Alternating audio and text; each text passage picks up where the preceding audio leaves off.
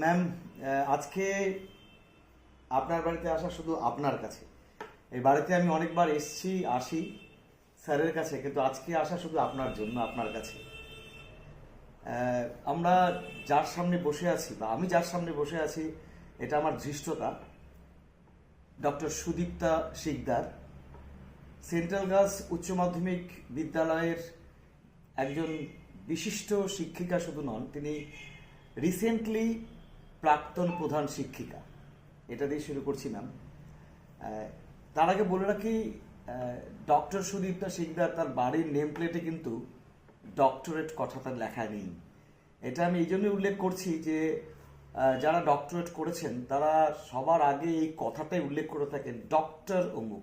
অবশ্যই পিএইচডি করাটা একটা বিরাট মাপের একটা সম্মান আমি বলবো, কিন্তু ম্যাম এটা কেন যে সবার প্রথমে এটাই জিজ্ঞেস করছে যে আপনার বাড়ির নেম প্লেটে আমি ডক্টর সুদীপ্তা শিকদার কিন্তু দেখতে পাইনি। অ্যাকচুয়ালি নামটা তো সুদীপ্তা শিকদার, হ্যাঁ, তলে একটা কোয়ালিফিকেশন আছে ঠিকই, আর সেখানে দেখবেন যে এমএসসি বিএড পিএইচডি এরকম ভাবে দেওয়া আছে।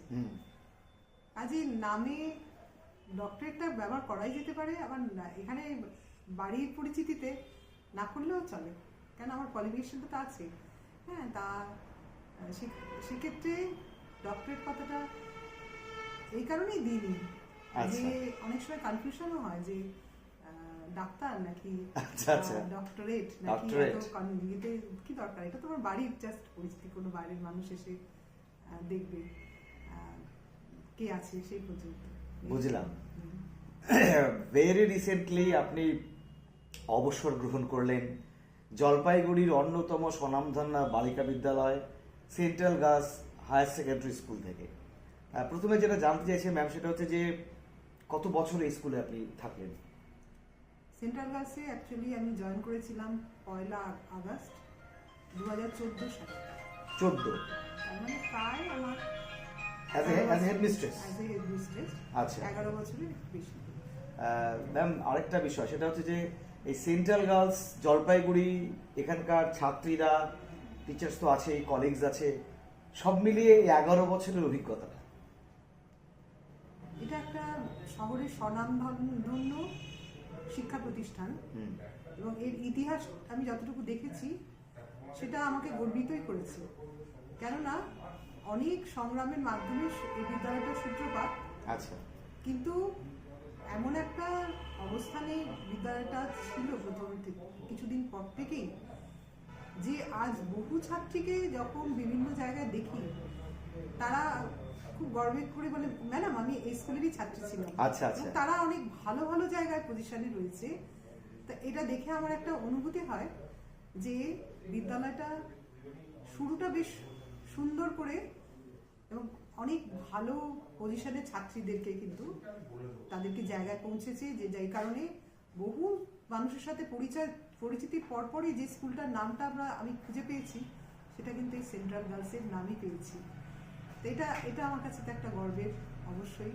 আর এই 11 বছরের পথ চলাটা, এর সাথে এই 11 বছর যে পথ চললাম, কেননা আমার প্রথম কর্মজীবনে যে স্কুলটাকে পেয়েছিলাম, সেই স্কুলটাও আমি জয়নিং এর মানে মাস দেড়েকের মধ্যেই আমি তার কিন্তু চার্জ গ্রহণ করেছিলাম। কাজেই সহ শিক্ষিকার যে দায়িত্ব, তার সাথে সাথেই কিন্তু আমার সূত্রপাত হয়েছিল যে অ্যাডমিনিস্ট্রেটিভ, অর্থাৎ একটা স্কুলকে পরিচালনা করা।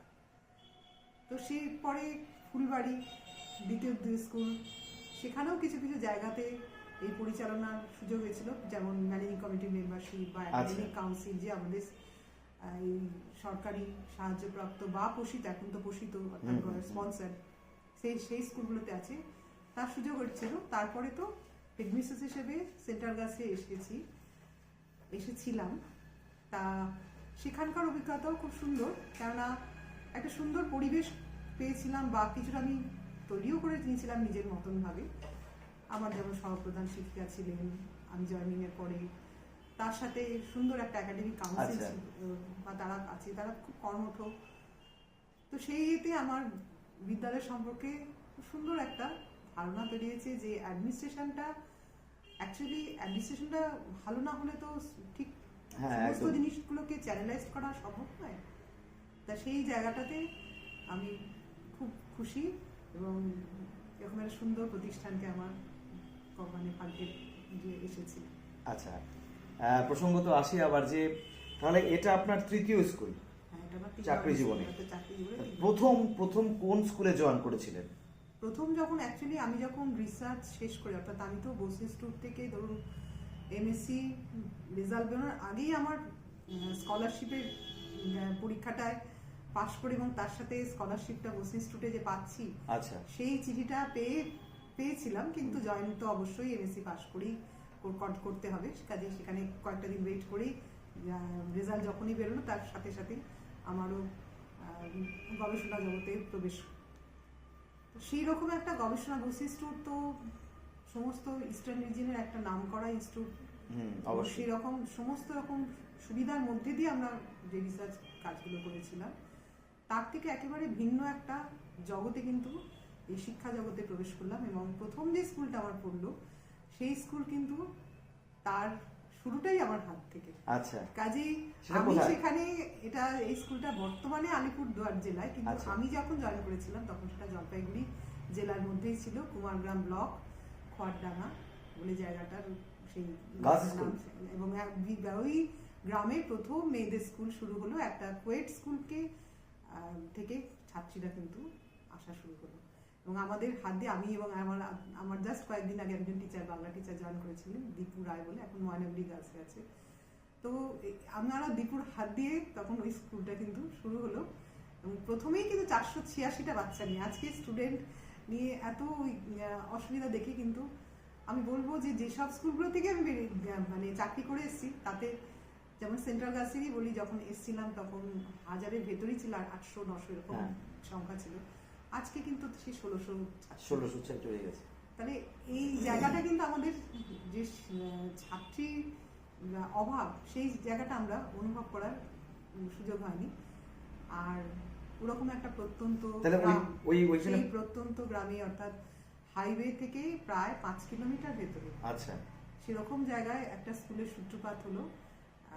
একেবারে যে কোয়েট স্কুলটা ছিল সেই স্কুলটার বিল্ডিংয়ে, তার নিজস্ব কোনো বিল্ডিংও ছিল না বা কিছুই ছিল না। Two teachers.